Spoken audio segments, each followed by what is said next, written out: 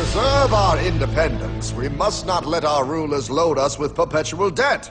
We must make our choice between economy and liberty or profusion and servitude. I place economy among the first and most important of republican virtues, and public debt is the greatest of the dangers to be feared. It is incumbent on every generation to pay its own debts as it goes. If the American people ever allow private banks to control the issue of their money, first by inflation and then by deflation, the banks and corporations that will grow up around them will deprive the people of their property until their children will wake up homeless on the very continent their fathers conquered.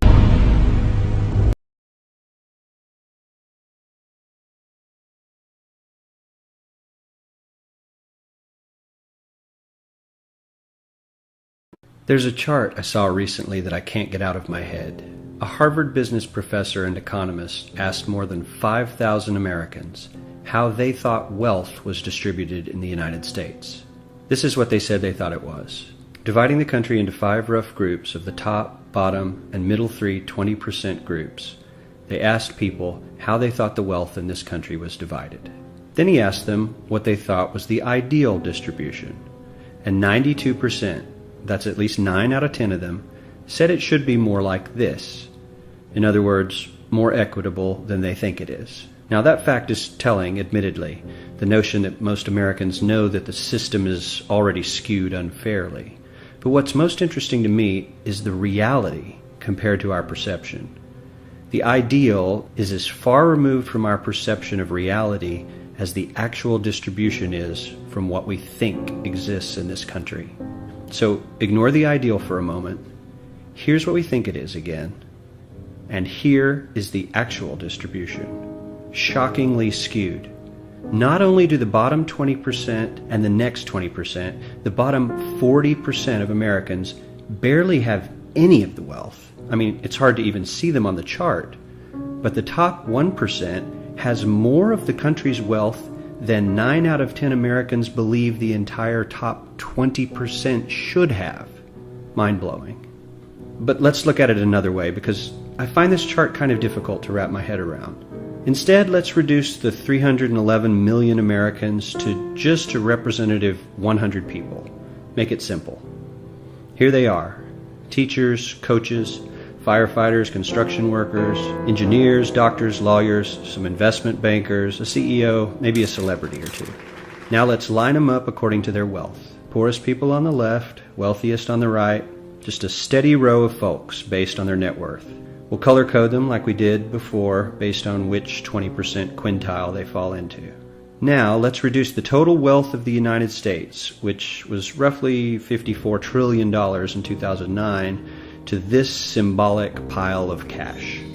And let's distribute it among our 100 Americans. Well, here's socialism, all the wealth of the country distributed equally. We all know that won't work. We need to encourage people to work and work hard to achieve that good old American dream and keep our country moving forward. So, here's that ideal we asked everyone about. Something like this curve. This isn't too bad. We've got some incentive, as the wealthiest folks are now about 10 to 20 times better off than the poorest Americans. But hey, even the poor folks aren't actually poor, since the poverty line has stayed almost entirely off the chart. We have a super healthy middle class with a smooth transition into wealth. And yes, Republicans and Democrats alike chose this curve. 9 out of 10 people, 92%, said this was a nice, ideal distribution of America's wealth. But let's move on. This is what people think America's wealth distribution actually looks like. Not as equitable, clearly, but for me, even this still looks pretty great. Yes, the poorest 20 to 30% are starting to suffer quite a lot compared to the ideal, and the middle class is certainly struggling more than they were, while the rich and wealthy are making roughly 100 times that of the poorest Americans, and about 10 times that of the still healthy middle class. Sadly, this isn't even close to the reality. Here is the actual distribution of wealth in America. The poorest Americans don't even register. They're down to pocket change, and the middle class is barely distinguishable from the poor. In fact, even the rich between the top 10 and 20 percentile are worse off. Only the top 10% are better off. And how much better off? So much better off that the top 2 to 5% are actually off the chart at this scale. And the top 1%, this guy, well, his stack of money stretches 10 times higher than we can show. Here's his stack of cash, restacked, all by itself. This is the top 1% we've been hearing so much about. So much green in his pockets that I have to give him a whole new column of his own, because he won't fit on my chart. 1% of America has 40% of all the nation's wealth. The bottom 80%, 8 out of every 10 people, or 80 out of these 100, only has 7% between them. And this has only gotten worse in the last 20 to 30 years. While the richest 1% take home almost a quarter of the national income today, in 1976 they took home only 9%, meaning their share of income has nearly tripled in the last 30 years. The top 1% own half the country's stocks, bonds, and mutual funds. The bottom 50% of Americans own only 0.5% of these investments, which means they aren't investing. They're just scraping by. I'm sure many of these wealthy people have worked very hard for their money. But do you really believe that the CEO is working 380 times harder than his average employee? Not his lowest paid employee, not the janitor, but the average earner in his company. The average worker needs to work more than a month to earn what the CEO makes in 1 hour. We certainly don't have to go all the way to socialism to find something that is fair for hardworking Americans. We don't even have to achieve what most of us consider might be ideal. All we need to do is wake up and realize that the reality in this country is not at all what we think it is.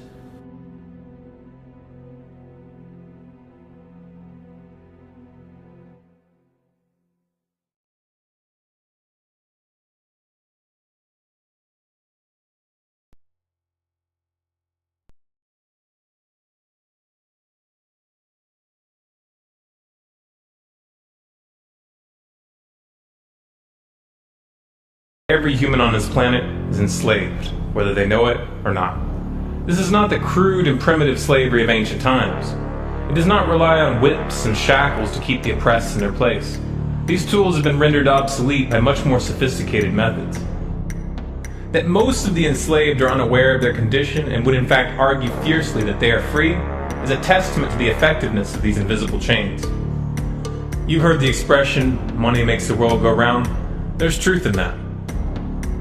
Money is the prime motive for human labor in modern civilization.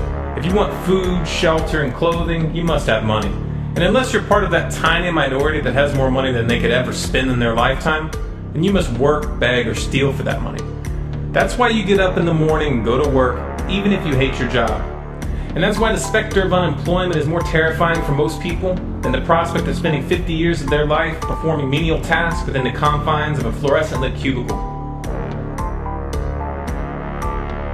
Of course, in Western countries, some are fortunate enough to have pulled away from the brink and do not live in fear that their basic needs will be met, at least for now.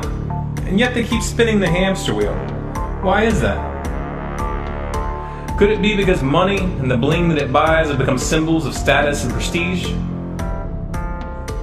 Money offers an illusory form of social validation, but even those who are not caught up in distinguishing themselves by how much they accumulate still must acknowledge the social stigma that comes with poverty.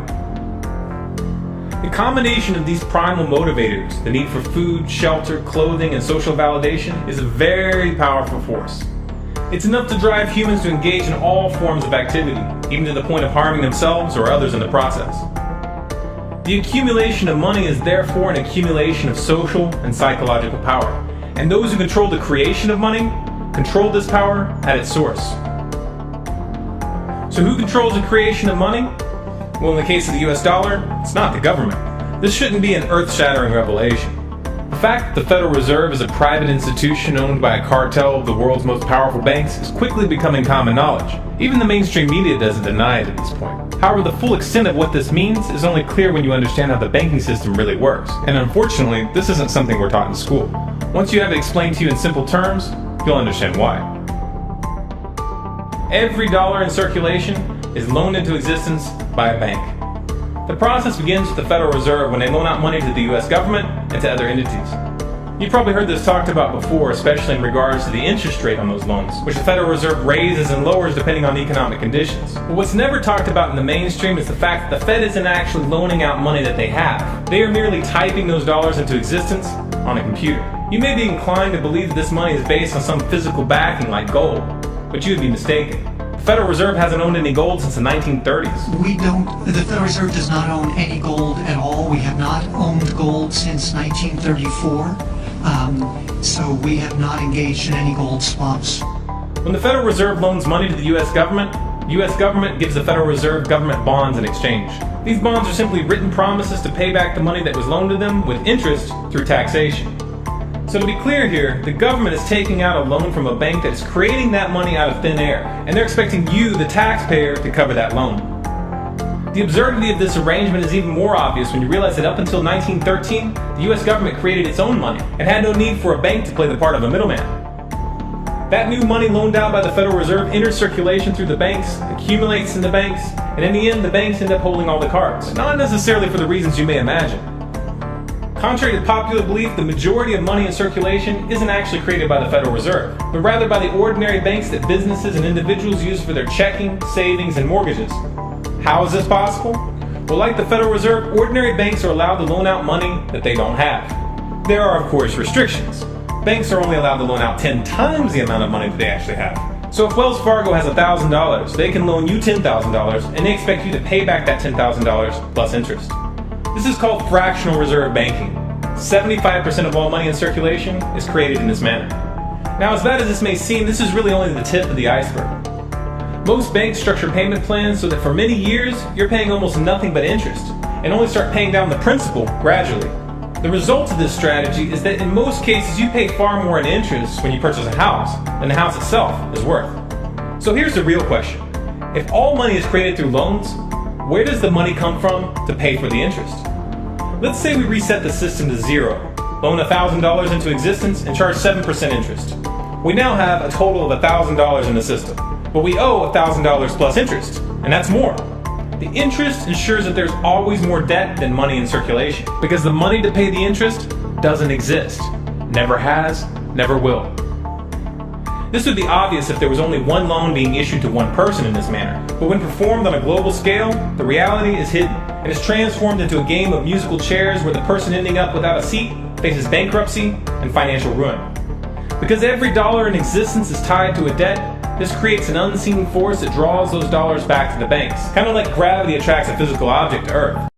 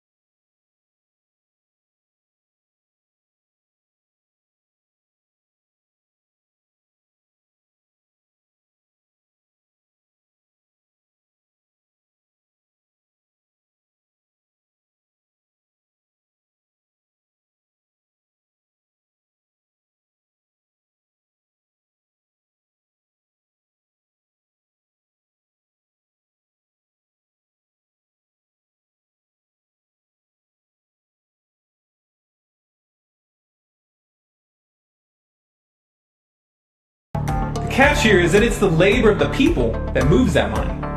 Every hour that you work to pay back a loan or to keep the government from throwing you in jail over income taxes is an hour worked for the banks. The total receipts from personal income taxes just barely covers the interest on the national debt. And even the principal for that debt all ends up back in the hands of the banks. And remember, that bank created that money out of nothing. Once you understand that the money that banks loan out isn't actually an asset, but is in fact a piece of legal fiction, it should be clear that you're working for these banks for free. This is a cleverly disguised form of slavery. If you manage to pay your monthly payments, then you are a successful slave, and you are allowed to keep the material comforts that come with that status. But if for some reason you fail to make those monthly payments, then the bank or the IRS comes to take your house, your car, and anything else you have of value. And if somehow, even with this enormous financial advantage, the banks still get themselves into trouble, you, the taxpayer, will be forced to bail them out. No matter what, the banks win. To say the game is rigged is an understatement. You might be inclined to think that if you live outside the United States and you don't use dollars, then this situation has no bearing on your life. But you would be wrong. The dollar is both the world reserve currency and the only currency in which oil is sold on global markets. This is often referred to as the petrodollar status. This means that wherever you live, whether your country is an oil exporter or an oil importer, you are affected. If your country is an oil importer, then you are affected by the fact that in order to keep your country running, you have to acquire dollars. To acquire those dollars, you have to send goods and services to the United States or to someone else who did. Likewise, if your country is an oil exporter, you are affected by the fact that you send your oil to the US in exchange for this debt-based money. You are exchanging something of real and tangible value for digits on a screen. And if for some reason the leadership of your country grows tired of this arrangement and tries to pull off the dollar, you'll quickly find the United States military at your doorstep ready to open up a can of democracy on you. Iraq learned this the hard way when they switched their oil sales to euros in 2000, and Libya when they tried to organize a gold-based currency for Africa.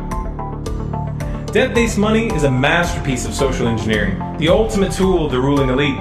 Yet in reality, the whole thing is nothing more than a construct of belief.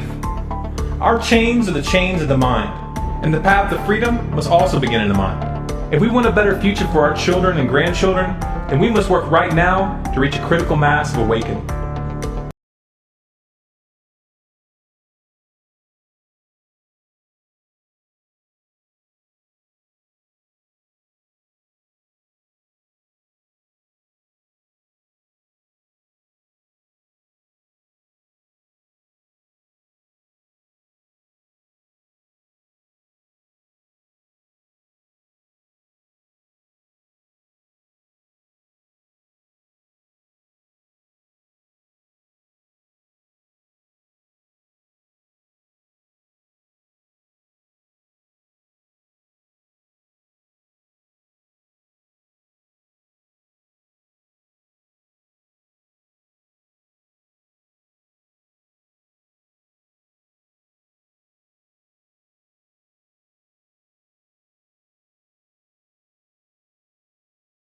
Just how rich and powerful is Lord Evelyn Rothschild?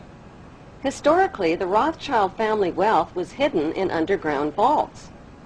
The Rothschilds' secret financial records were never audited and never accounted for.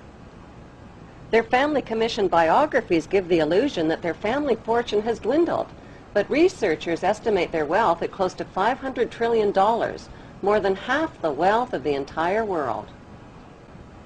Besides their many castles, palace mansions, wineries, racehorses, and exotic resorts, the Rothschilds bought Reuters in the 1800s. Reuters then bought the Associated Press, which selects and delivers the same news stories to the entire world, day after day. They have controlling interest in 3 major television networks and easily avoid media attention since they own it. They also fix the world price of gold on a daily basis and profit from its ups and downs. Over the centuries, the Rothschilds have amassed trillions of dollars worth of gold bullion in their subterranean vaults and have cornered the world's gold supply. They own controlling interest in the world's largest oil company, Royal Dutch Shell. They operate phony charities and offshore banking services where the wealth of the black nobility and the Vatican is hidden in secret accounts at Rothschild Swiss banks, trusts, and holding companies. Although Evelyn Rothschild looks like a harmless gray-haired old man, make no mistake about it, Rothschild and his ancestors have handpicked presidents, crashed stock markets, bankrupted nations, orchestrated wars, and sponsored the mass murder and impoverishment of millions.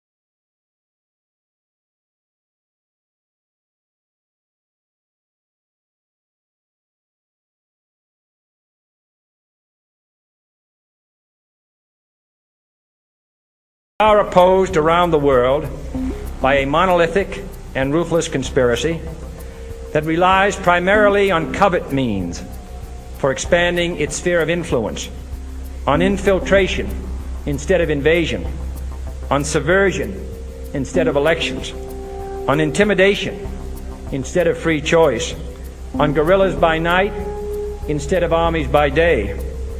It is a system which has conscripted vast human and material resources into the building of a tightly knit, highly efficient machine that combines military, diplomatic, intelligence, economic, scientific, and political operations. Its preparations are concealed, not published. Its mistakes are buried, not headlined. Its dissenters are silenced, not praised. No expenditure is questioned, no rumor is printed, no secret is revealed.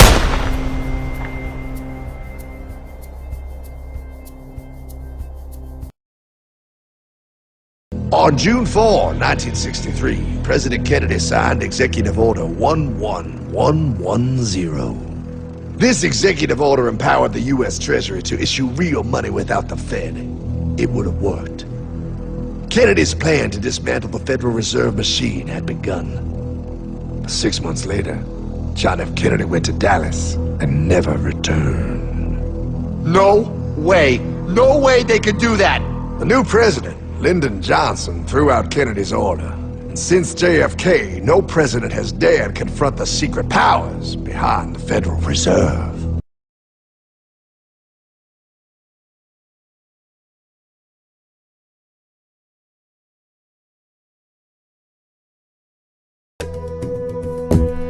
In 1945, the Bretton Woods Agreement established the dollar as the world reserve currency, which meant that international commodities were priced in dollars. The agreement, which gave the United States a distinct financial advantage, was made under the condition that those dollars would remain redeemable for gold at a consistent rate of $35 per ounce. The United States promised not to print very much money, but this was on the honor system, because the Federal Reserve refused to allow any audits or supervision of its printing presses. In the years leading up to 1970, expenditures in the Vietnam War made it clear to many countries that the U.S. was printing far more money than it had in gold. And in response, they began to ask for their gold back. This, of course, set off a rapid decline in the value of the dollar. The situation climaxed in 1971 when France attempted to withdraw its gold and Nixon refused. On August 15th, he made the following announcement. I have directed the Secretary of the Treasury to take the action necessary to defend the dollar against the speculators. I have directed Secretary Connally to suspend temporarily the convertibility of the dollar into gold or other reserve assets, except in amounts and conditions determined to be in the interest of monetary stability and in the best interest of the United States. This was obviously not a temporary suspension, as he claimed, but rather a permanent default. And for the rest of the world who had entrusted the United States with their gold, it was outright theft. In 1973, President Nixon asked King Faisal of Saudi Arabia to accept only U.S. dollars as payment for oil and to invest any excess profits in U.S. Treasury bonds, notes, and bills. In return, Nixon offered military protection for Saudi oil fields. The same offer was extended to each of the world's key oil-producing countries, and by 1975, every member of OPEC had agreed to only sell their oil in U.S. dollars. The act of moving the dollar off of gold and tying it to foreign oil instantly forced every oil-importing country in the world to start maintaining a constant supply of Federal Reserve paper. And in order to get that paper, they would have to send real physical goods to America. This was the birth of the petrodollar. Paper went out, everything America needed came in, and the United States got very, very rich as a result. It was the largest financial con in recorded history.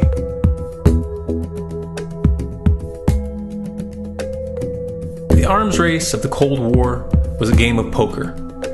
Military expenditures were the chips, and the U.S. had an endless supply of chips. With the petrodollar under its belt, it was able to raise the stakes higher and higher, outspending every other country on the planet, until eventually U.S. military expenditures surpassed that of all other nations in the world combined. The Soviet Union never had a chance. The collapse of the communist bloc in 1991 removed the last counterbalance to American military might.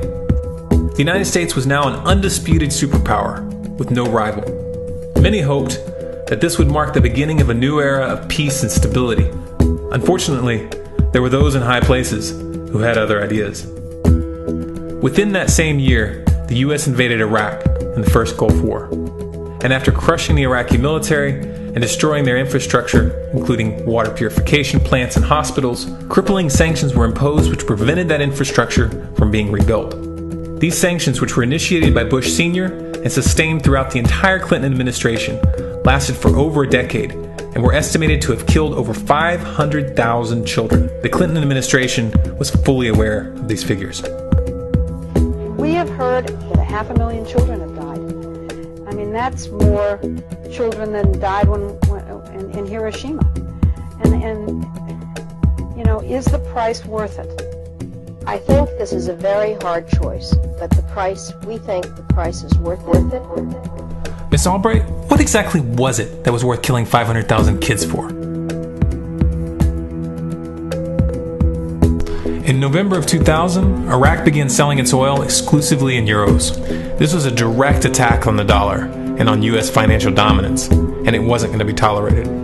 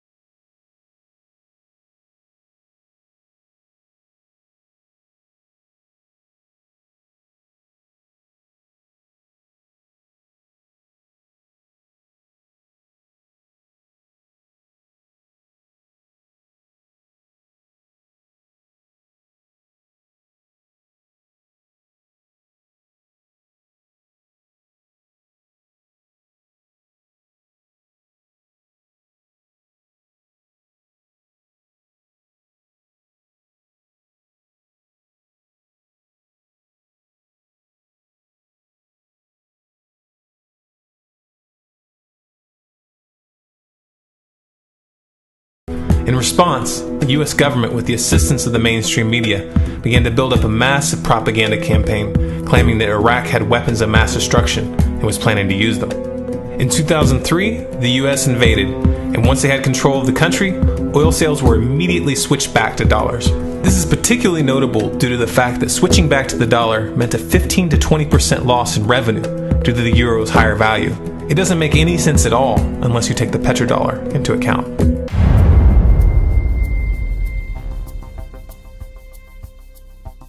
Colin Powell, who led the charge to war with Iraq by presenting false evidence to the UN in 2003, is also currently on the CFR Board of Directors. Indeed, the facts and Iraq's behavior show that Saddam Hussein and his regime are concealing their efforts to produce more weapons of mass destruction. My colleagues, every statement I make today is backed up by sources, solid sources. These are not assertions. What we're giving you are facts and conclusions based on solid intelligence. Those weapons of mass destruction got to be somewhere.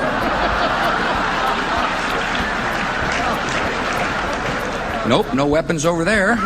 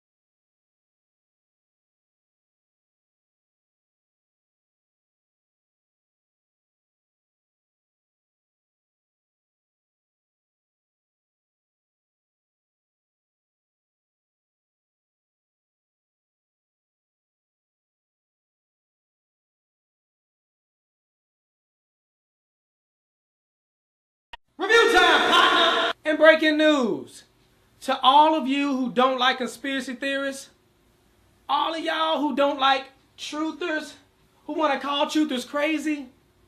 Your fun is over. Those days of you having the illusion of credibility are over. The truth prevails over your ignorance. The truth is universal. You can try to say, oh, truthers are white supremacists. How does that work? Whatever you want to say. You've been demonizing 9/11 truthers all these years. You're demonizing Sandy Hook truthers. Well, if it was a real conspiracy, don't you think the media would talk about it? Don't you think it would be on the front page of the news? Don't you think? Well, if it was a real government conspiracy, why do you think they would let that be on the news? Because you know the news stations are bought and paid for. You know the news, they read off a script, right? You know the news reporters do that, right? No, you don't know that? No, I trust my news. They are more credible than you. You are just some truther. I watch the news and I get informed. You get informed, don't you? Those reporters, they give you exclusive information. It's the third time I've said that. I'll probably say it 3 more times. See, in my line of work, you got to keep repeating things over and over and over again for the truth to sink in, to kind of catapult the propaganda. Now, you don't need us to tell you that gas prices are back on the rise. Well, if you filled up your gas tank lately, then you don't need us to tell you that gas prices are back on the rise. You don't need us to tell you that gas prices are back on the rise. You don't need us to tell you that gas prices are back on the rise. You don't need us to tell you that gas prices are back on the rise. You don't need us to tell you that gas prices are back on the rise. You don't need us to tell you that gas prices are back on the rise. You don't need us to tell you that gas prices are back on the rise. You don't need us to tell you that gas prices are back on the rise. You don't need us to tell you gas prices are back on the rise. You don't need us to tell you that gas prices are back on the rise. You don't need us to tell you that gas prices are back on the rise. You don't need us to tell you gas prices are back on the rise. You don't need us to tell you that gas prices are back on the rise. You don't need us to tell you gas prices are on the rise. I know. President, earlier this year you told us you had ordered your administration to cease and desist on payments to journalists to promote your agenda. You cited the need for ethical concerns and the need for a bright line between the press and the government. Your administration continues to make the use of video news releases, which are prepackaged news stories sent to television stations, fully aware that some or many of these stations will air them without any disclaimer that they are produced by the government. Comptroller General of the United States this week said that raises ethical questions. Does it raise ethical questions about the use of government money to produce stories about the government that wind up being aired with no disclosure that they were produced by the government? There is a Justice Department opinion that says these pieces are within the law so long as they're based upon facts, not advocacy. And I expect our agencies to adhere to that ruling, to that Justice Department opinion. This has been a long-standing practice of the federal government to use these types of videos. Agricultural Department, as I understand, has been using these videos for a long period of time.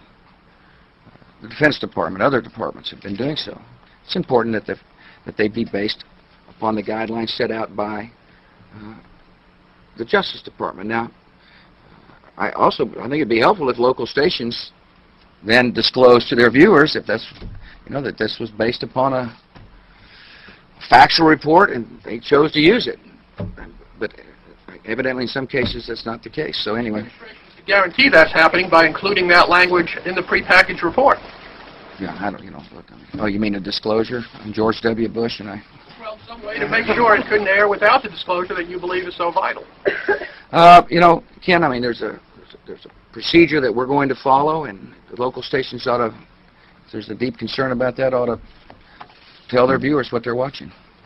Conan O'Brien may be about to push the envelope on late-night television. Conan O'Brien may be about to push the envelope on late-night television. Conan O'Brien may be able to push the envelope on late-night television. Conan O'Brien may be about to push the envelope on late-night television. Conan O'Brien may be about to push the envelope on late-night television. Conan O'Brien may be about to push the envelope on his late-night television. Conan O'Brien may be about to push the envelope on late-night television. Conan O'Brien may be about to push the envelope on late-night television. Conan O'Brien may be about to push the envelope on late-night TV. Conan O'Brien may be about to push the envelope on late-night television. For these anchors to ask no questions, do no fact-checking, and hold no differing interpretation of the news they're delivering is not only absurd, it's downright dangerous.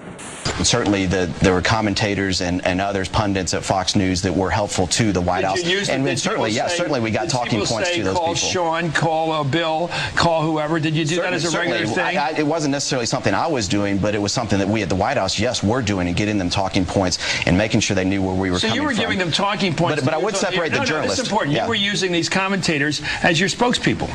Well, certainly. I think that happens to both ways when people go on other networks as well that are favorable towards the Democrats and so forth. Nobody's ever fed me any crap like that, so I don't know what you're talking about. Well, you're an independent-minded guy. Thank you. Yeah. But aren't you a little embarrassed by the fact that your White House used a television network which is purportedly fair and balanced as your mouthpiece? I think everybody in this town uses people that are going to be helpful to their cause to try to shape the narrative to their advantage. Again, I would separate the journalists, because the journalists that I worked with were people just like the rest of the White House press corps who were trying to report the news. So you wouldn't use Brit Hume as somebody to sell stuff for, but you'd use the nighttime guys. Yeah, I would separate that out, and certainly, and they'll say that that's because they agree with those views in the White House. Well, they didn't need a script, though, did they? Well, probably not. Economic factors may take some spring out of the Easter Bunny's step this year.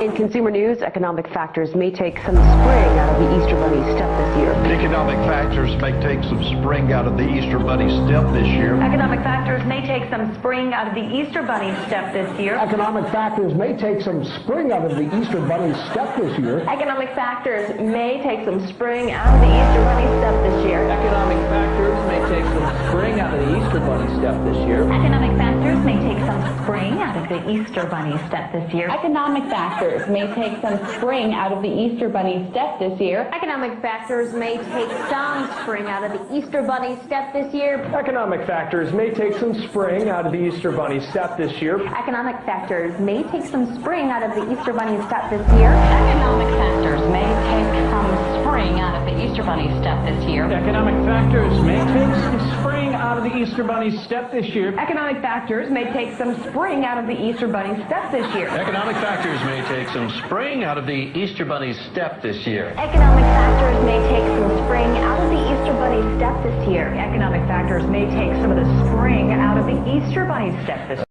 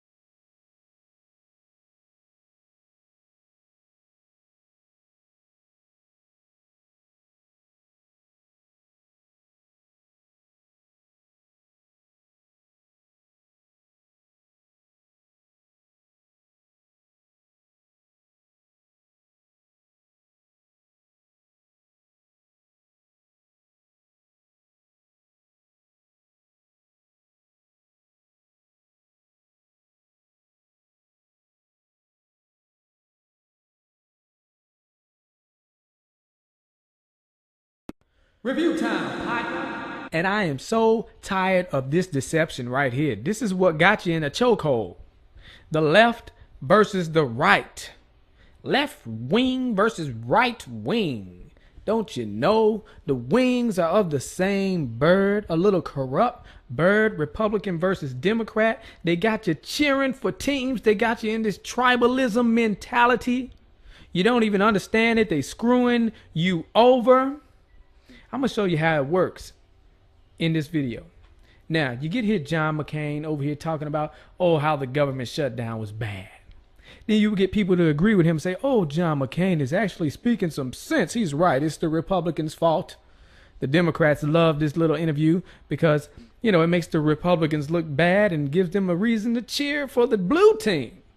Yeah, you're cheering for the blue team, but you're getting screwed over with this Obamacare. You're going to get McCain saying it was a bad idea to shut down the government because they wanted to repeal Obamacare. And what you going to do? Replace it with Romney Care, the same thing? That's where Obamacare came from, Romney Care. You see what I'm saying? Either way it go, we would have had this same type of health plan. Guess who else had the health plan? Hillary Clinton. You see, these New World Order compliant candidates, they are backed by Wall Street. You don't have a real choice unless you go outside the Republicans and Democrats. This is how they keep screwing you over. Let's get into the video. Thank you, Martha. You know, I've heard a lot of veterans so emotional to the point of tears over this issue. Talk to me about how you think this has been handled by the White House. Well, I think it's been terribly handled by the White House, but let's have a little straight talk, Martha. Straight talk. They wouldn't have had the opportunity to handle it that way if we had not shut down the government on a fool's errand. That's when the Democrats start cheering. Go ahead, get your cheer on. That we were not going to accomplish. The whole premise of shutting down the government was the repeal of Obamacare. Oh. I fought against Obamacare harder than any of the people who wanted to shut down the government. I bet you did. I campaigned all over this country in 2012 saying elect Mitt Romney and we'll repeal and replace Obamacare. But see, that's so dumb. Obamacare is the same thing as Romney Care. See, it's all about getting you to cheer for the team. Check this out right here. Convinced that Republicans will win in November and we will regain our majorities in both the Senate and the House. Go ahead, Republicans, start cheering. Why are you blinking like that? Well, stop blinking like that. What's your problem? And we will win House seats right here in Arizona. We will lead in Arizona. Let's get to the point. Jeez, this uneventful speech. And when we do, we will stop the out-of-control spending and tax increases and repeal and replace Obamacare. And they cheering. But repeal and replace Obamacare means they're going to put in Romney Care, which is the same doggone thing. Think I'm lying. Think I'm lying. We're going to look at this later. But let me see. Here we go. Governor Romney said this has to be done on a bipartisan basis. This was a bipartisan idea. In fact, it was a Republican idea. Oh. And Governor Romney, at the beginning of this debate, wrote and said, what we did in Massachusetts could be a model for the nation.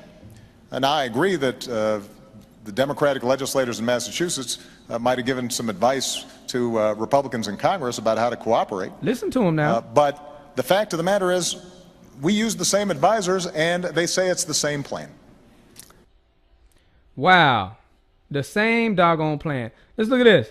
There are some terrific Republican ideas. Mitt Romney in Massachusetts has initiated mandatory insurance so that everybody has to buy in, but then the government helps out those who can't afford it. Those kinds of bold initiatives, I think the Democrats have to put forward bold as heck. If, in fact, we can credibly claim that we can run the country and not simply criticize on the sidelines. Now, this is key. This is in 2006. You see, he's praising this individual mandate, too. It's funny he's doing that. So either way it go, we would have had this Obamacare, Romney Care plan. But remember, I said Hillary ran on that plan as well. Obama didn't seem to like the individual mandate. That's how he got elected. Well, one of the reasons that made him look good, because he said he wasn't for individual mandate. Let's check it out right here. Didn't represent her properly. They misrepresent her. Did they, and what do you say about that? Well, obviously, I think that they represented her position properly, which is that she supported in the past NAFTA, which has been pretty hard on Ohio. And we've had an ongoing discussion about health care. Both of us want to provide health care to all Americans. There's a slight difference, and her plan is a good one, but... Slight difference. This is the slight difference he's talking about. Check this out. She mandates that everybody buy health care. She'd have the government force every individual to buy insurance. Which is what Obamacare is. And I don't have such a mandate because I don't think the problem is that people don't want health insurance. It's that they can't. No, I don't want it. I don't want health insurance. Afford it. So I focus more on lowering costs. And this is a modest difference, but it's one that she's tried to elevate, arguing that because I don't force people to buy health care that I'm not insuring everybody. Well, if things were that easy, I could mandate everybody buy a house, and and that would solve the problem of homelessness. It doesn't. Uh-oh, watch out, y'all. He might do that next. So there you go. Obama with his lying self. Y'all need to stop with this. You're over here arguing, acting like you're against Obamacare, you Republicans. And they're talking about repeal and replace Obamacare with the same thing. What the heck is your problem? Get out of this tribalism mentality. And people who would say, oh, we need Hillary Clinton. Well, she down for the same plan. It's the same thing. It's the same scheme. And why in the heck do we have a president who not only tries to sell us on a product, but forces us to buy it and penalizes us if we don't? Precisely because the product is good. I want the cash registers to work. I want the checkout lines to be smooth. So I want people to be able to get this great product.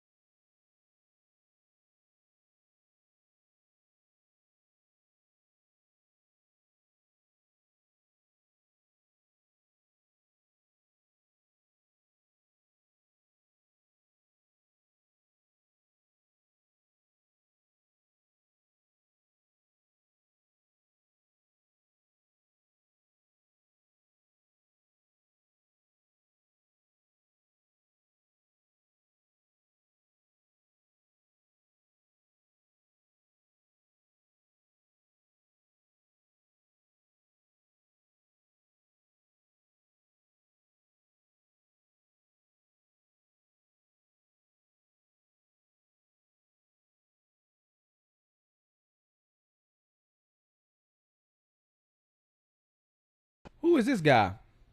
I don't know, but he seemed like a nice old man. Nice old man. No, this right here is David Rockefeller.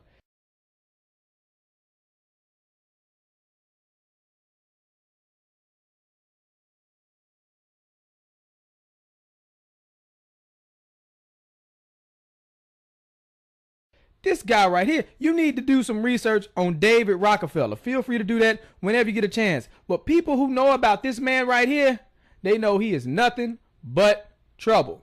Rockefellers, come back. We don't want your new world order, you know? Leave Chile right now. Leave Chile. You are not... You're killing a lot of people. You're killing a lot of people. Leave here. Leave Chile right now. Leave Chile. Leave Chile. We don't want your world government. Leave Chile right now. Leave Chile, okay? Leave Chile. Your family is the most disgusting in the world, you know? Leave here. Leave. You also, you're a traitor to Chile. Mr. Agustino, you're a traitor to Chile, okay?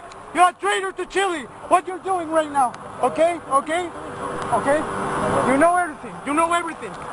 You're participating with him. You're participating with him in this. Your world government will fail, okay? You heard what the man said. Leave Chile. Why was that man so mad at him? You want to know why? Because he knows the Rockefeller family is for the New World Order agenda.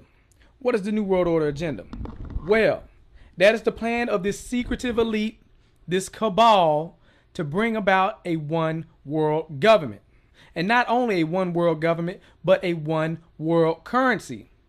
And not only a one world currency, but a one world religion to glue it all together, which would mean they would have total control. These small amount of people controlling the whole world has never happened before. What else is going on? Well, depopulation. These guys push for depopulation in third world countries. You can see here Henry Kissinger. Depopulation should be the highest priority of U.S. foreign policy towards the third world. So what they're doing is systematically killing off large populations of third world countries, and they're working to bring America to third world country status. They control the banks. They control the money. They will do it. That is their plan. And eventually they want to have the population down to an amount where they can control all the people. But you know what? You don't even have to take my word for it. I had a friend, Nick Rockefeller, okay, who was one of the Rockefeller family. And he, when I was running for governor in Nevada, he came to me, introduced himself to me through an attorney. And we became friends. We started talking about things. And I learned an awful lot from Mr. Rockefeller. And one of the things that we used to talk about was the ultimate plan of the banking industry, what they wanted to accomplish. And the goals of the banking industry, not just the Federal Reserve System, but the private banks in Germany and England, all over Italy, all over the world, they all work together. They're all central banks, and they're all part of the Communist Manifesto.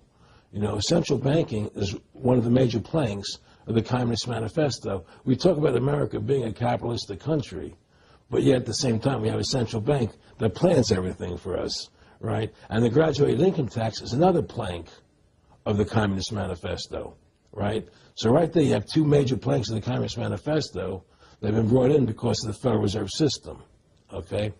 So the ultimate goal that these people have in mind is the goal to create a one-world government where everybody has an RFID chip implanted in them. All money is to be in those chips, right? There'll be no more cash. And this is given me straight from Rockefeller himself. This is what they want to accomplish. And all money will be in your chips. And so instead of having cash, anytime you have money in your chip, they can take out whatever they want to take out whenever they want to. If they say you owe us this much money in taxes, they just deduct it out of your chip digitally. Total control. Total control. And if you're like me or you, and you're protesting what they're doing, they can just turn off your chip. And you have nothing. You can't buy food. You can't do anything. It's total control of the people. And that chip's connected to a database that has your purchasing records, what you do. Everything is in there, you know? And so they want a one-world government controlled by them, everybody being chipped, all your money in those chips, and they control the chips, and they control people. And you become a slave. You become a serf to these people. That's their goal. That's their intentions. And if you look here, he even tells you this is what he is about. Some people believe we are part of a secret cabal working against the best interests of the United States, characterizing my family and me as internationalists, and of conspiring with others around the world to build a more integrated global political and economic structure. One world, if you will. If that's the charge, I stand guilty and I am proud of it. That's David Rockefeller telling you he wants this new world order. Well, he didn't say New World Order. Oh, so you need him to say New World Order. Okay. All we need is the right major crisis, and the nations will accept the New World Order. See that? That's why you got to pay attention. But before we break it down, I want you to see this. You were both in Skull and Bones, the secret society. It's so secret we can't talk about it. What does that mean for America? The conspiracy theorists are going to go I'm wild. sure they are. I don't know. I haven't seen the web. Number 322? First of all, he's not the nominee. And, look, I look forward... Are you prepared to lose? No, I'm not going to lose. You both were members of Skull and Bones, a secret society at Yale. What does that tell us? Not much, because it's a secret. Is there a secret handshake? Is there a secret code? I wish there were something secret I could manifest. 322, a secret number? There are all kinds of secrets. We had a worldview. Republican and Democratic presidents alike, from Harry Truman to George Bush, stood for freedom and stood for certain propositions that would make America strong and healthy and grow the middle class and shrink poverty and stand against communism. And after 1989, President Bush said, and it's a phrase that I often use myself, that we needed a new world order, and instead it looks like we got a lot of disorder. Of its founders. We have before us the opportunity to forge for ourselves and for future generations a new world order, a world where the rule of law, not the law of the jungle, governs the conduct of nations. When we are successful, and we will be, we have a real chance at this new world order, an order in which a credible United Nations can use its peacekeeping role to fulfill the promise and vision of the UN's founders.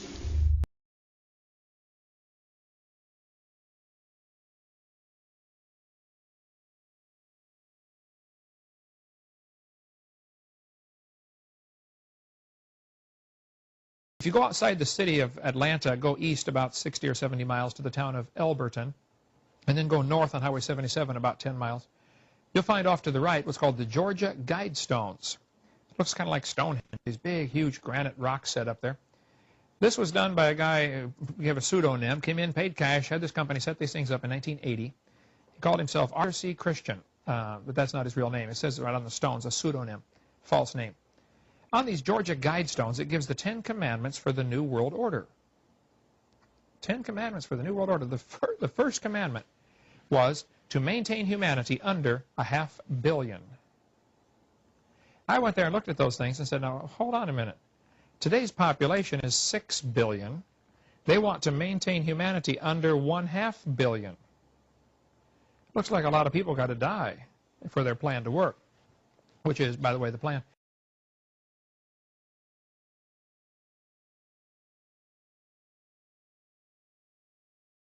Jacques Cousteau said we'd have to eliminate 350,000 people a day. 1/3 million people a day would have to be eliminated to save Mother Earth. Bill Clinton said we need to reduce the population of the Earth to 1 billion. There are a lot of folks who would like to reduce the population of the Earth. The Bible command is quite the opposite.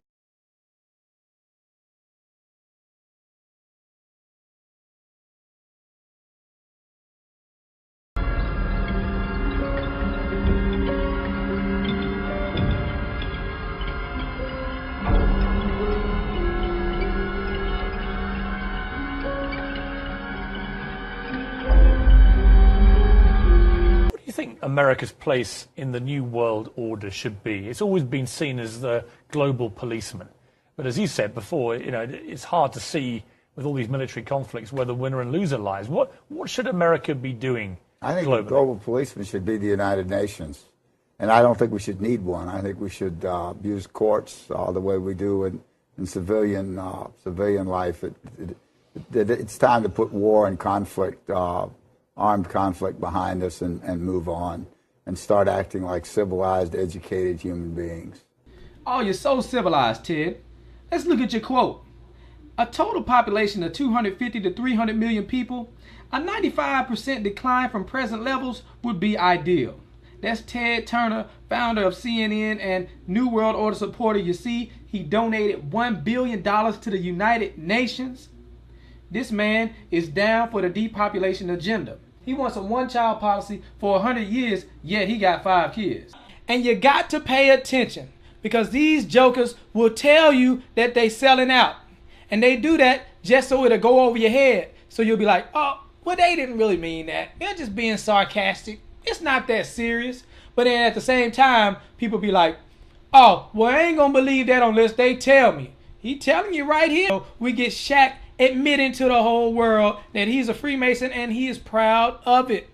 What is going on there? That's a ring of my profession. You don't know nothing about that. Okay, well, can we get a close-up on that? There it is. What? Don't know nothing about What is the profession? Yeah, which profession Look are at you that talking man. about? Woo, that man so happy. Is it a legal profession? Of course it's legal. It's a ring of my profession. I'm trying to read it. Okay. It's too many times. He's like, yep, I'm a Freemason and ain't nothing you can do. Mason, are you a Mason? Of course. And all them jokers around him know what's going on. The secret ceremony. Well, you might as well put your pinky out when you drink your drink. Put your pinky out. Are you involved in the secret ceremonies with the candles and the... Everyone wears... Anyway, the Clippers. The Clippers. But that is impressive, Mr. Old Deal. I don't have a championship. Anyway, so the Clippers... Oh, yeah, I have 4. Those he doesn't wear. Those he doesn't wear. The Clippers. Yeah. As I was blinded by success. Look at that man right there. That's impressive. I'm blinded by success. See, they know what the deal is when you a Freemason. You know, they get all these movie roles and all these deals. Matter of fact, Shaq was on Grown Ups 2. It was one of the worst movies I have ever seen. Oh my gosh. Terrible. Anyways, he on there. There go your boy Shaq. Shaq's a Freemason. Bring it right back to David Rockefeller. All we need is the right major crisis and the nations will accept the new world order. So they're going to bring out a problem and then they're going to offer a solution. One of their plans is to devalue the dollar so that it barely has any buying power. So then you go to the store, you can barely buy anything. You see the food on the shelf, but you can't afford it. What happens then? People start going crazy. People start to panic. Then people start robbing each other. People start killing each other. So then we need to bring in the police state. Oh, we're asking the government for help. And surely they are here to bring the order out of chaos. But it's not just any order. It is the new world order. And not only that, but they're going to bring about a one world currency to replace the old currency. And then they're going to bring it into a cashless society where you got to get the chip. All your money being on the chip. And also to glue it all together, the one world religion. Where these sellouts come to play, they are new world order compliant. They are here to sell you the agenda. They're going to let you know how cool it is to get a microchip in your arm. Some of y'all might think it's cool, but I know a lot of y'all don't like this type of stuff. So I'm just making sure you are aware of their agenda.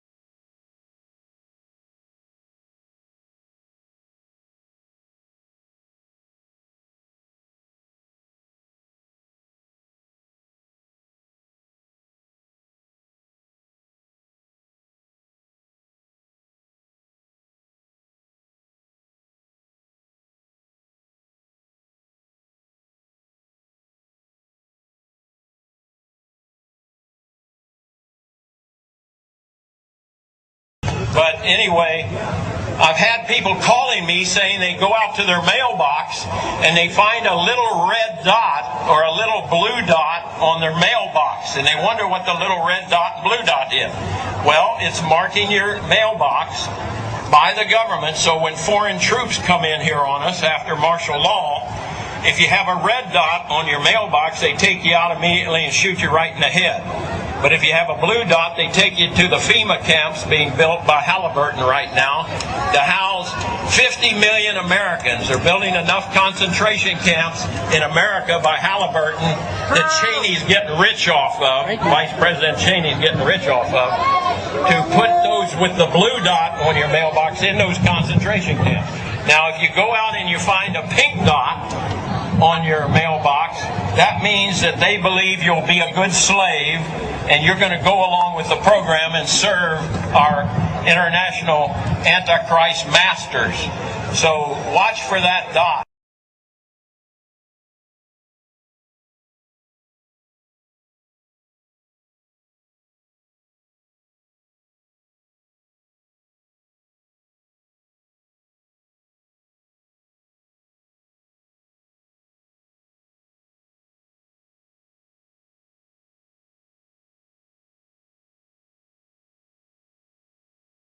Listen to this, folks. I was pulled to the side road, which was a new cut gravel dirt road in front of a business, a builder supply business. And the right side of the road was filled with, which I thought was portable toilets. I never looked at them that close. Same in color, maybe black, but which was an odd color. And I asked him about the field of black boxes. What were they? Because I'd never seen anything like that. And his statement was that if he told me, I would be one of few people in Madison, Georgia that knew about them. And he says they're disposable coffins, I believe he told me.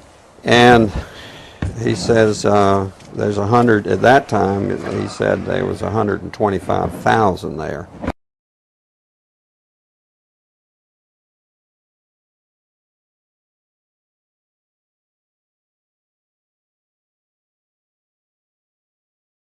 And the brother of the man that owns this field, that the government is leasing this field from to store these disposable coffins, this brother was given 3 years to set up temporary morgues around the country. An ad hoc legal approach for fighting terrorism. President Obama today proposed something new, something called prolonged detention. Doesn't sound that bad, right? Prolonged detention. Did you ever see the movie Minority Report? It was based on a Philip K. Dick short story. Came out in 2002. It starred Tom Cruise, remember? He played a police officer in something called the Department of Pre-Crime. Pre-crime is where people are arrested and incarcerated to prevent crimes that they have not yet committed. Mr. Marks, by mandate of the District of Columbia Pre-Crime Division, I'm placing you under arrest for the future murder of Sarah Marks and Donald Dumanos. Take place today, April 22nd, at 0800 hours, 4 minutes. No, I didn't do anything. You didn't do anything, but you're gonna. Future murder. Creepy, right? Putting somebody in jail not for what they've done, but for what you're very sure they're going to do? There may be a number of people who cannot be prosecuted for past crimes. In some cases because evidence may be tainted, but who nonetheless pose a threat to the security of the United States. We're not prosecuting them for past crimes, but we need to keep them in prison because of our expectation of their future crimes. Al-Qaeda terrorists and their affiliates are at war with the United States, and those that we capture, like other prisoners of war, must be prevented from attacking us again. Prevented. We will incarcerate people preventively. Preventive incarceration. Indefinite detention without trial. That's what this is. That's what President Obama proposed today, if you strip away the euphemisms. One civil liberties advocate told the New York Times today, quote, "We've known this was on the horizon for many years, but we were able to hold it off with George Bush. The idea that we might find ourselves fighting with the Obama administration over these powers is really stunning. And it is stunning.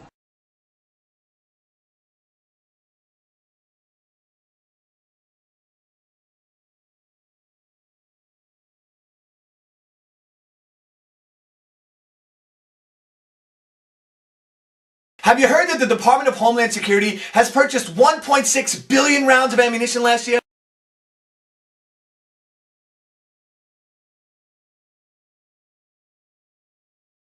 I mean, that's got to cost millions and millions of dollars. Correct me if I'm wrong, but isn't this country broke? I mean, you turn on the TV, you hear how we're laying off air traffic controllers, how people are going to die because of it. I mean, Harrison Ford is in a tizzy, and we're spending this much money on bullets? Do you know that 1.6 billion rounds of ammunition is enough to fight a 20-year war and still have bullets left over? My question is, who is the Department of Homeland Security planning to shoot? Do you realize that over the past couple of months, our government has tried to pass bills through Congress allowing them to arrest American citizens without due process, allowing them to kill American citizens without due process? And it's got the 5 regions for the FEMA camps, and it talks about barricades and barbed wire and armed guards, and it says that they built the camps and that now they need to get ready to staff them, and that they need to be ready within a 72-hour period. And so I want to challenge everybody to call their friends and their families now, and realize that the new economy is to put tens of millions of people, we already have the biggest prison population in the world, in this archipelago, this giant chain of facilities all over the country. The following video details the contents of a Department of Defense document entitled Internment and Resettlement Operations, also known as FM 3-39.40. The document is 325 pages long and it is signed by Joyce E. Morrow, Administrative Assistant to the Secretary of the Army. It was created in 2010, however, it has just been recently leaked to the public via the internet and can now be downloaded from multiple sources. In the description below, you'll find a download link for the document. I strongly encourage you to download it yourself and to verify everything that's being said here. The document outlines military procedures for internment and resettlement of civilians, and it describes the layout and the administration of these internment camps. It clearly states on page 38 that it applies within U.S. territory, and it specifically addresses the detainment of U.S. citizens, as is indicated by the identification procedures for new prisoners on page 146, which states that social security numbers are to be recorded alongside their photograph and fingerprints.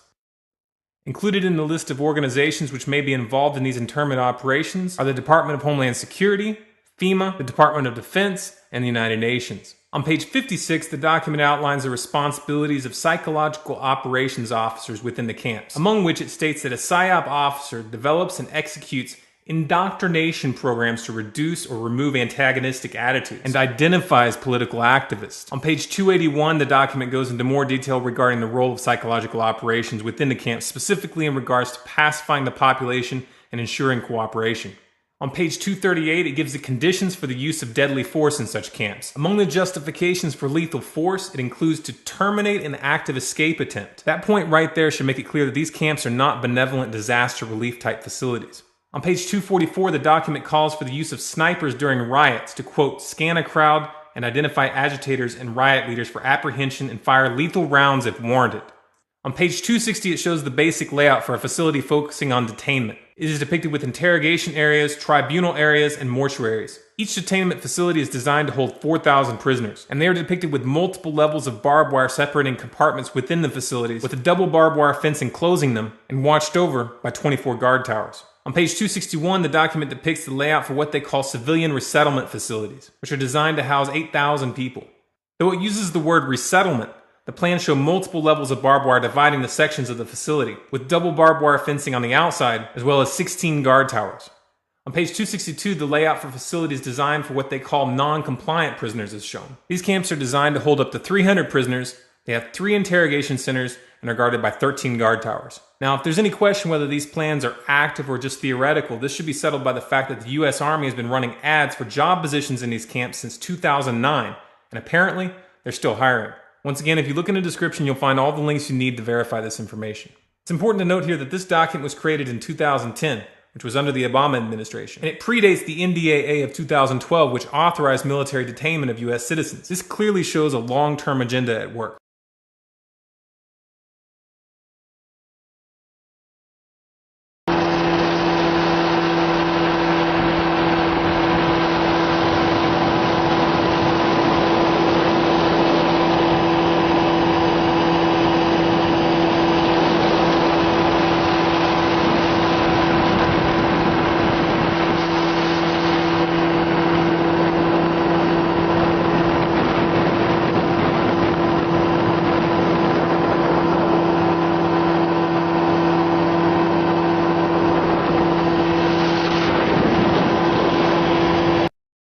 He's saying he's a military police, and he says, and we've been sent footage before by military police and others, so I want this footage of them in briefings openly talking about gun confiscations. Now, that's now in the manuals that they're training to quarantine cities and towns and confiscate guns. We've had Navy SEALs on confirming it. We have the documents. We know that. But footage, not just in some Army manual, but footage could really, really hurt the folks that are trying to covertly prepare the military for basically civil war. Brian, obviously, you've got to go back in right now. Tell us as much as you can and how we get this footage, but describe it for us. Okay, so I was in a briefing with FEMA. FEMA runs my old unit. I'm actually out now. I got out in September of this year. They were talking about suspension of the Constitution, Second and Fourth Amendment rights being taken away, and I openly asked him, are we going to take guns? He says no, but he says they will. It's clearly on the video. They will, talking about the FEMA guys with us. So that's the gist of the video. You could, I'm filming the floor because it kind of startled me when they said that they're going to suspend the Constitution under martial law, which is pretty scary to me. Essentially, yeah, we pretty much at that time, your Second Amendment, or all your rights, First Amendment rights, pretty much everything is at that moment just interrupted. Yeah. So you said that martial law suspends their Second Amendment, so I'm not going to, but would you say we would take weapons from people? Yeah, that's what they do. Yeah.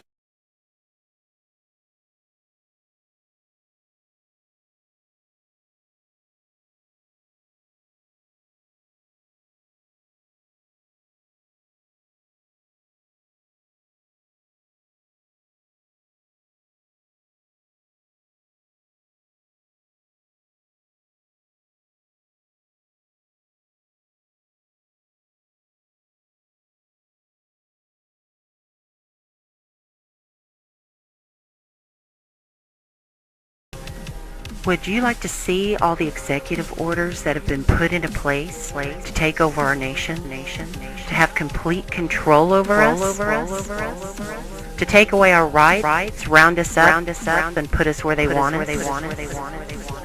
Here we go.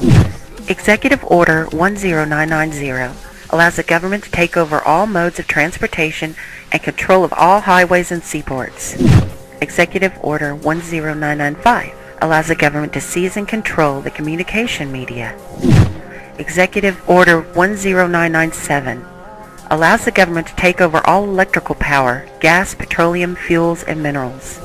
Executive Order 10998 allows the government to seize all means of transportation, including personal cars, trucks, or vehicles of any kind, and total control over highways, seaports, and waterways. Executive Order 10999 allows the government to take over all food resources and farms. Executive Order 11000 allows the government to mobilize civilians into work brigades under government supervision. Executive Order 11001 allows the government to take over all health, education, and welfare functions. Executive Order 11002 designates the Postmaster General to operate a national registration of all persons. Executive Order 11003 allows the government to take over all airports and aircraft, including commercial aircraft. Executive Order 11004 allows a housing and finance authority to relocate communities, build new housing with public funds, designate areas to be abandoned, and establish new locations for populations. Executive Order 11005 allows the government to take over railroads, inland waterways, and public storage facilities.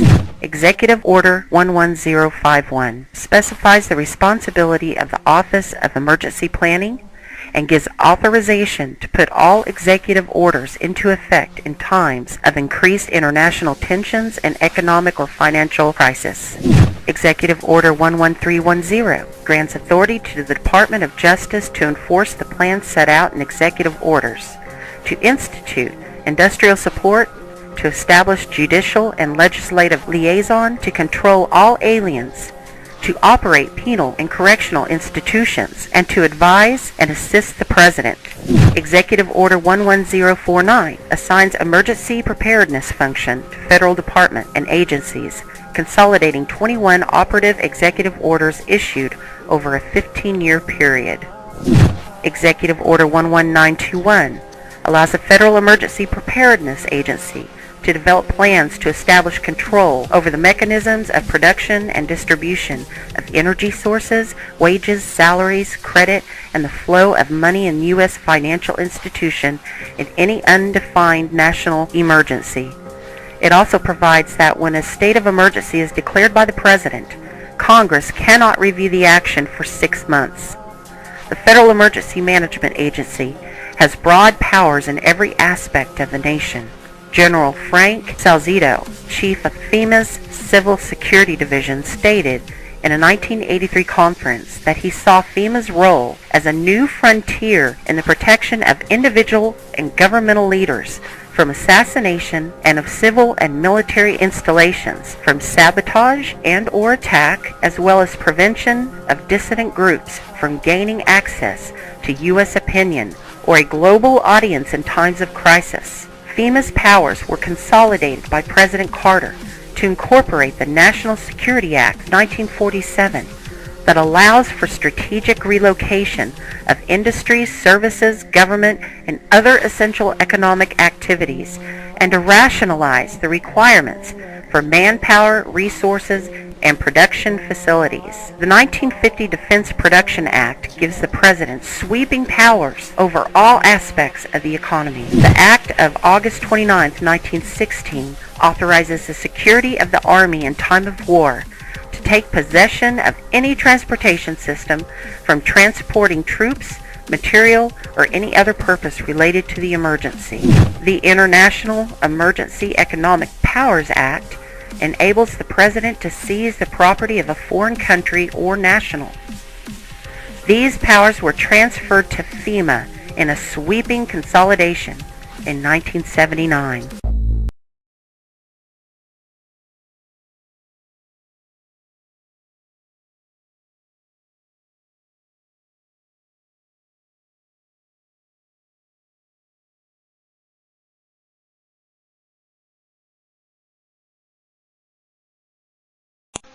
As a psychiatrist, I remember very well the condemnation by the American Psychiatric Association of Soviet psychiatrists and the Soviet Union for their use of psychiatric techniques and psychiatric medications to control political dissidents. Sadly, shockingly, we in the United States have become those same oppressors.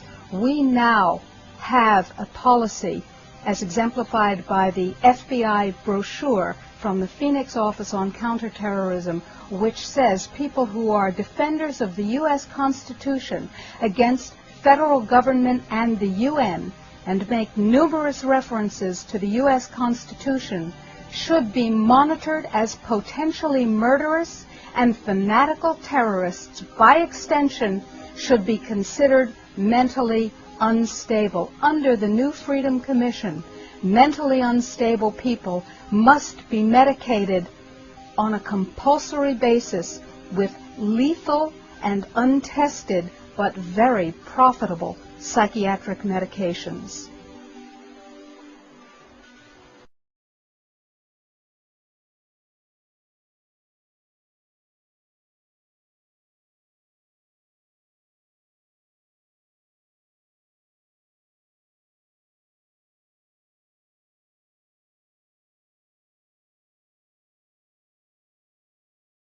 Department of Justice memo, which tells local police what should you be looking out for in kind of everyday terrorism prevention and terrorism watch activities. And one of the things that is considered a potential terrorist risk is individuals who harbor doubts about the official story regarding 9/11. The memo adds 9/11 official story skeptics to the growing list of targets.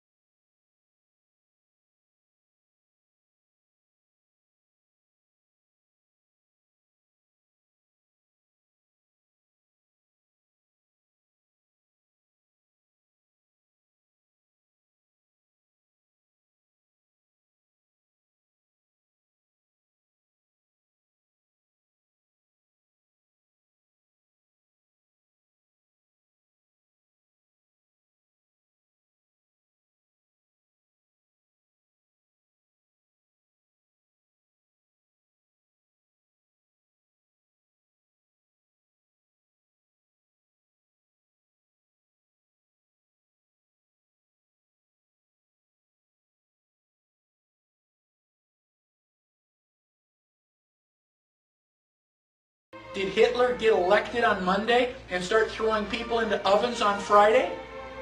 No, it was a gradual process. The first thing that Hitler did was start to write newspaper articles. Everything that was going wrong was the Jews' fault. They're the ones that caused all these problems. Did the Jews write their own newspaper articles and go, I disagree? So then the Jews had to wear the Star of David so we can tell who you are. Did they say, no, that's a violation of my privacy. I don't have to tell you. No, the Jews decided, well, it's a religious symbol. We love God. We should be proud to wear the Star of David. Eventually, the Germans came in and they broke all of the windows in all of the Jewish businesses in one weekend. The Saturday night was known as Kristallnacht, which is German for Night of Glass. Did the Jews rise up and say, now, damn it, you're violating my property, you shouldn't do that? No. Gosh, we don't want to make the Germans any madder than they already are. Don't piss them off. They've got guns. Eventually, the Germans are loading them up into cattle trailers on the train. Where do you think you're going, on vacation? Where do you think they're going to take you? Well, now you're cold and naked and they're walking you into the ovens where you're going to go to mass execution. Is it time now to raise your hand and say, you know, I tend to disagree with all of this? Bang! You're dead. It's too late to complain. You should have complained at the beginning when you at least had a chance. How bad do things have to get before you do something? Do they have to take away all your property? Do they have to license every activity that you want to engage in? Do they have to be throwing you on cattle cars before you start to say, now wait a minute, I don't think this is a good idea?